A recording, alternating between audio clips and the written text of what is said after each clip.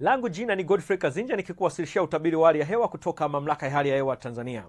Mifumo ya upepo kwa siku ya kesho inatuonyesha upepo kwa maeneo ya mwambao wa pwani ya Bahari Hindi unatarajiwa kuvuma ukitokea kusini kwa kasi ya kilomita 40 kwa saa. Na huku Mamlaka ya Hali ya Hewa Tanzania ikitoa angalizo la matarajio kwa na vipindi fupi vya uwepo wa upepo mkali katika maeneo hayo ya mwambao wa pwani ya Bahari ya Hindi, ni vyema mtumiaji wa bahari na ule unaopenda kwa katika fukwe za bahari kuwa makini kwa siku ya kesho. Lakini pia upepo unatarajiwa kuvuma kwa kasi ya kilomita 30 kwa saa kwa upande wa Ziwa Victoria na kwa kasi ya kilomita 20 kwa saa kwa upande wa Ziwa Tanganyika pamoja na Ziwa Nyasa.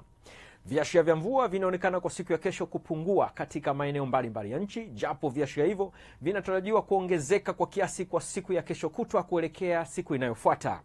Kwa usiku wa leo ni matarajio yetu ukanda wa Ziwa Victoria kunatarajiwa kuna hali ya ngurumo za radi katika maeneo machache, huku pwani ya kaskazini ikihusisha na kaskazini mwa mkoa wa Morogoro kukitarajiwa kuna hali ya mvua katika maeneo machache. Sehemu nyingine za nchi zilizosalia zikitarajiwa kuna hali ya ukavu kwa ujumla. Kwa siku ya kesho ni matarajio yetu ukanda wa Ziwa Victoria pamoja na mkoa wa Kigoma unatarajiwa kuna hali ya mvua na ngurumo za radi katika maeneo machache pamoja na vipindi vya jua, huku pwani ya kaskazini ikihusisha na mkoa wa Morogoro kwa ujumla kukitarajiwa kuna hali ya mvua katika maeneo machache na vipindi vya jua.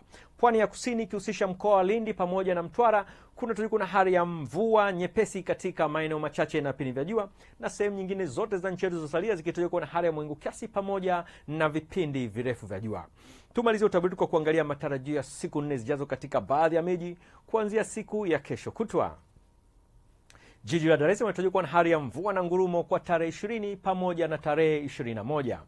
Mkoa wa Dodoma unatarajiwa kuwa na hali ya mawingu kiasi pamoja na vipindi virefu vya jua.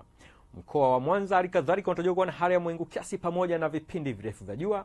Huku kwa upande wa mkoa wa Kilimanjaro unatarajiwa kuwa na hali ya mvua kwa tarehe 20 pamoja na tarehe 21. Mkoa wa Mbeya unatarajiwa kuwa na hali ya mawingu kiasi pamoja na vipindi virefu vya jua.